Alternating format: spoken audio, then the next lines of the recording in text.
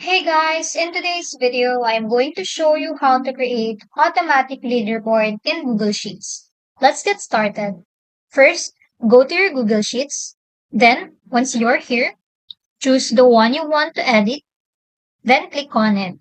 As you can see, we have a list of scores here, but it is out of order, and we want it in order. To do that, let's create a new list. Then, on the first box, type in equals sort, then select the range. Then, for sort column, type in 2, since there are two columns. And it says here that it is in ascending, 0 up, but we want it from highest to lowest. So, type in false,